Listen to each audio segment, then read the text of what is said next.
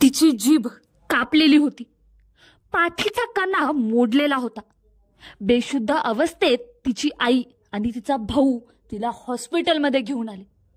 तिच्यासोबत काय झालं हे तिच्याशिवाय अजून कोणीच सांगू शकत नव्हतं. सप्टेंबर 2020 ची हाथरसची ही केस. ती मरेपर्यंत आपल्यावर गँगरेप झाल्याचं सांगत होती. आरोपींवर खटले चालले खरं, पण उत्तर प्रदेश कोर्टाने तिच्या गुन्हेगारांना तिच्या रेपसाठी शिक्षा दिलीच नाही.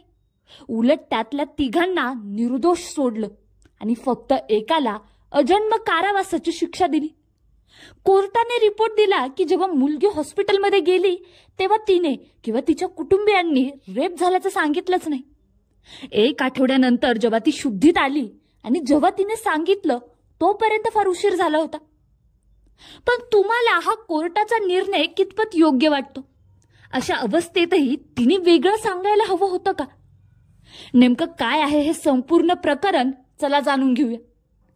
तर 14 सप्टेंबर 2020 ची यूपी मधील हाथरसची ही घटना. सकाळचे 9 वाजले होते. एका दलित कुटुंबियातली आई आणि तिची 19 वर्षाची मुलगी शेतात काम करायला गेले होते.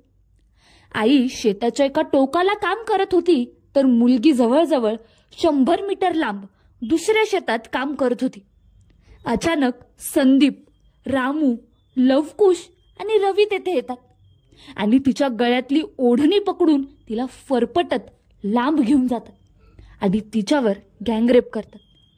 तिला फरफटत घेऊन जाताना तिचा पाठीचा कणा मोडतो.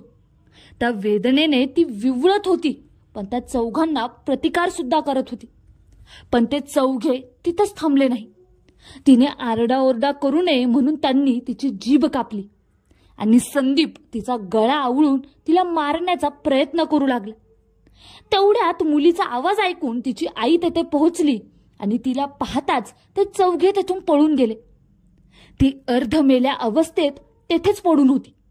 हा सर्व प्रकार बघून तिची आई आणि तिचा भाऊ दोघेही आधी तिला पोलीस स्टेशनला घेऊन जातात. पण पोलीस चाल ढकल करत कंप्लेंट लिहायला बराच वेळ लावतात. यानंतर संध्याकाळी जवळपास 6 वाजता तिला हॉस्पिटलमध्ये नेण्यात येतं. तेव्हा तिच्यावर उपचार सुरू होतात, पण सुविधा नसल्याने तिला अलीगडच्या JMC हॉस्पिटलमध्ये भरती करण्यात येतं. 22 सप्टेंबर 2020 ला तिला शुद्ध येते.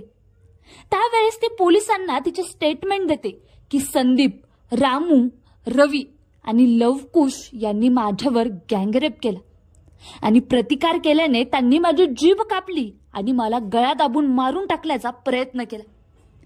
पोलिसांनी दिलेल्या स्टेटमेंटमध्ये ती 3 वेळा म्हणते की माझा गँगरेप झाला आहे. तेव्हा पोलीस त्या चौघांना अटक करतात. तिच्या स्टेटमेंट नंतर तिचा विसेरा रिपोर्ट काढला जातो. पण विसेरा रिपोर्टला 7 ते 8 दिवस झाल्याने सिमेंटचे स्ट्रेसेस त्यात मिळतच नाही. दुर्दैवाने 29 सप्टेंबर 2020 ला तिची मृत्यूशी झुंज संपते. तिच्यावर झालेले अत्याचार आणि त्याच्यातून तिचा झालेला मृत्यू यात तिचं कुटुंब अजून सावरतच नव्हतं की अजून एक धक्का त्यांना मिळाला. मध्यरात्री 2:30च्या सुमारास यूपी पोलीस तिचा मृतदेह तिच्या परिवाराची परवानगी न घेता अंतिम विधीसाठी नेतात. तिची आई आणि भाऊ जीवाचा आकांत करून ओरडतात, पण पोलिसांनी तिचा मृतदेह चक्क पेट्रोल टाकून जाळवला. पोलिसांनी असं नक्की का केलं हे कोणालाच कळेना. पोलिसांनीच त्या चौघावरच्या रेपचे आरोप फेटाळले, कारण तिचा विसेरा रिपोर्ट काढायला फार उशीर झाला होता. त्यामुळे विसेरा रिपोर्ट काढून काही अर्थच नाही.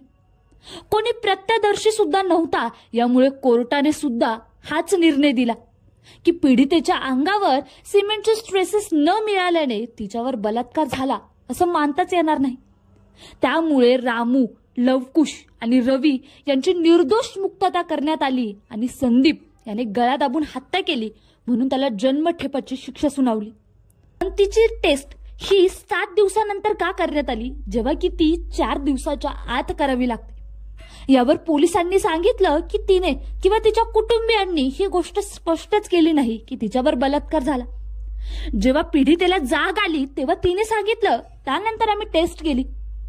पण आता तुम्हीच सांगा की ह्या अवस्थेत सुद्धा तिला वेगळं सांगणं गरजेचं होतं का? तिची जीभ त्यांनी चक्क कापली, तिचा पाठीचा कणा मोडला. तिच्या या अवस्थेतून तिच्यासोबत काय झालंय हे कळतच नव्हतं का? एवढंच काय की मरण्याआधी तिने तिचा जबाब सुद्धा नोंदवला होता. IPC सेक्शन 32(1) नुसार मरणाऱ्याने मरण्याच्या आधी दिलेला जबाब हा खरा मानला जातो, कारण मृत्युमुखी पडणारा माणूस हा कधी खोटं बोलत नाही. मग तिने जेव्हा मरण्याच्या आधी तिच्या स्टेटमेंटमध्ये 4दा सांगितलं होतं, तरीही तिचं स्टेटमेंट व्हॅलिड का मानलं गेलं नाही? असो, तिने फार यातना भोगल्या होत्या, पण पोलिसांनी तिच्यासोबत असं का केलं? तुम्हाला काय वाटतं नक्कीच कमेंट करून कळवा.